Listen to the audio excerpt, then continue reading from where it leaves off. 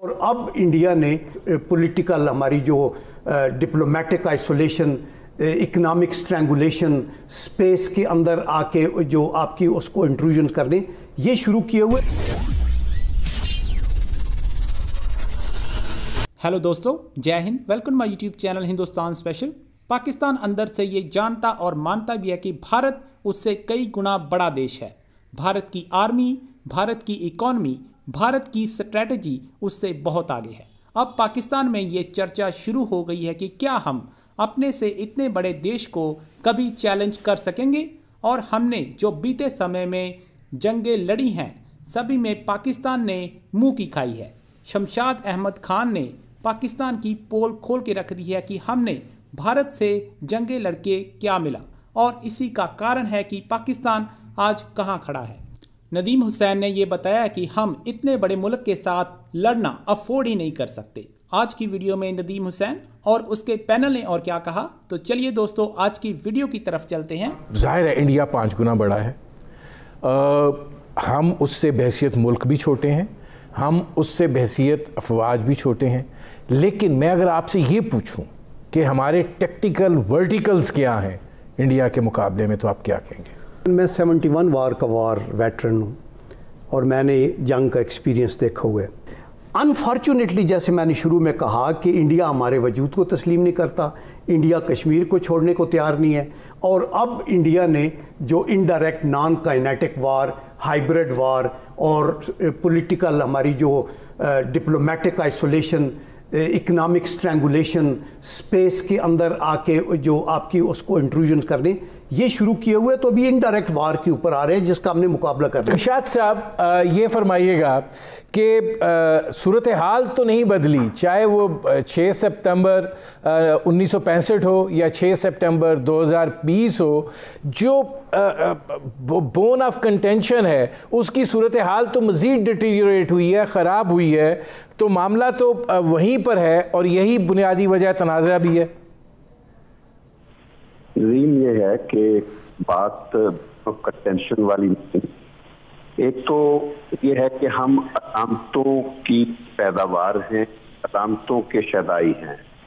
यानी देखा जाए तो आपने कहा 6 सितंबर और 7 सितंबर की याद ताज़ा करते हैं, तो याद तो तब ताज़ा करें कि हमने कोई चीज़ भुलाई हो। अच्छी बात तो यह है, मैं खास तौर पर मेरी जनरेशन उस वक्त अपनी आंखों से सब देख रही थी। 6 सितंबर का मुझे वो अच्छी तरह याद है। सुबह फजर की नमाज के वक्त हमें तोपों की गरज की आवाज आ रही थी जब इंडिया ने इधर लाहौर की तरफ हमला किया था। और उसके बाद फिर 6 सितंबर को जिस किस्म का हमारी तरफ से फिर डिफेंसिव ऑपरेशन किया गया। लेकिन सवाल ये पैदा होता है कि हमने ये भी कभी सोचा है कि हम ये जंगें क्यों लड़ी, ये हम नहीं कभी सोचते। ये कहना बड़ा आसान है कि हमने दुश्मन को शिकस्त दे दी है। सवाल ये है कि हम ये जंगें लड़ते क्यों जा रहे हैं। इसकी बुनियादी वजह काश कौम को भी इदराक हो जाए, वो ये है कि हम पहले रोज से ही एक उस दुश्मन का सामना था हमें, जिसने हमारे वजूद को तस्लीम कभी नहीं किया। तो वो जो थ्रेट थी हमारी आज़ादी, आलमियत और सलामती की, ना वो एग्जैजरेटेड उस वक्त थी जब इंडिया ने हमारी मर्जी के खिलाफ, सारे कानूनों के खिलाफ कश्मीर, हैदराबाद, जूनागढ़ पर फौजी कब्जा किया, और ना वो आज एग्जैजरेटेड है जबकि वो हमारे इलाकों पर बैठा है। कश्मीर अभी तक उसकी पोजीशन में है, सियाचिन पे उसने पाकिस्तान बनने के बाद कब्जा कर लिया है। तो ये सब चीजें सोचने वाली हैं कि हमने अपने वजूद को बचाया तो है, लेकिन हम बतौर कौम के आज तक मुत्तहिद नहीं हो सके हैं।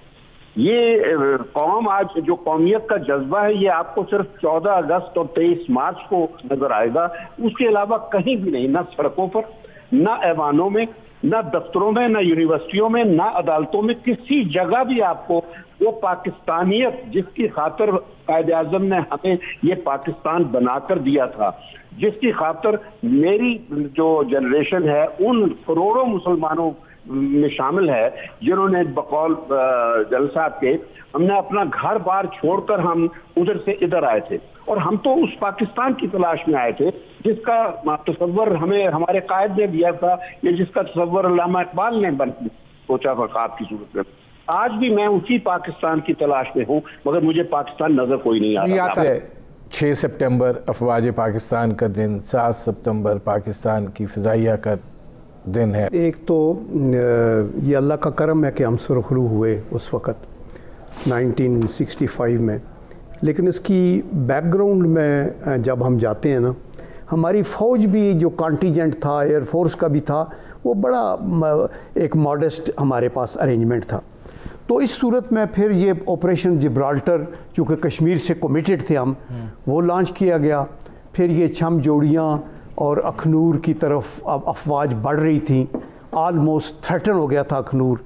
तो इंडिया ने रात के अंधेरे में इंटरनेशनल बॉर्डर को क्रॉस किया 6 सितंबर को, और ये हमारी असेसमेंट गलत थी कि वो क्रॉस नहीं करेंगे, लेकिन ये एक गारंटी इनको पता नहीं कैसे थी कि जी अगर जब हम ये कर रहे हैं और कश्मीर एक किस्म का बिल्कुल उसका कट जाए तो इंडिया कुछ नहीं करेगा इंटरनेशनल बॉर्डर पे।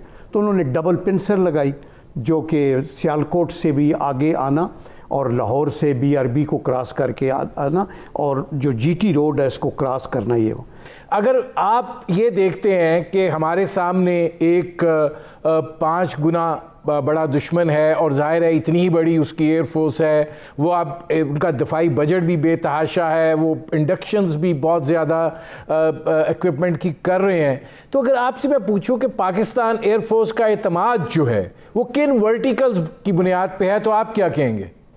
आपने 2 दफा बात की कि वर्टिकल्स क्या हैं। लेट मी नेम दोस वर्टिकल्स। मैं चीफ इंस्ट्रक्टर रहा हूं नेशनल डिफेंस कोर्स में, सो आई हैव टॉयड अराउंड। शमशाद साहब बिलखुसूस, इन्होंने तो स्टेट क्राफ्ट को एक्सरसाइज किया है हमारे बिहाफ पे as a diplomat and then specially as a foreign secretary. Let me state those verticals जिसके बल बोते पे आप अपनी कौम को चला सकते हैं, दुश्मनों से निपट सकते हैं, मुल्क को तरक्की दे सकते हैं। नंबर 1, हमें एक पाकिस्तानी शनाख्त देनी होगी। आज आपके आईन में लिखा हुआ है, and correct me if I am wrong, I have 2 brilliant elders sitting with me. Nadeem साहब, यू आर द मॉडरेटर। ये मुल्क पाकिस्तानियों का नंबर 1 नहीं है, ये आईन में लिख दिया आपने। नंबर 2, हमारा कोई मुश्तरका मकसद that should tie us together is not there. Number 3, that directly concern Shamshad साहब। हमारे ये क्यों किया? ये पाकिस्तान के कौमी मफाद में। अल्लाह के बंदो, और मैं आप जैसे मॉडरेटर्स और एंकर्स को पूछता हूं, जब मिनिस्टर आते हैं, कईयों भी जब आते थे आपके पास एज अ मिनिस्टर, तो आपने शमशाद साहब से क्यों नहीं पूछा कि आप हमें 4 पाकिस्तान के अहम तरीन कौमी मफाद लिख कर दें, 1 2 3 4 ABCD, जिसके लिए पाकिस्तान की अफवाज as a last resort employ होंगी। मुझे कोई डिप्लोमेट जवाब नहीं दे सकता, कोई एयर मार्शल नहीं जवाब दे सकता।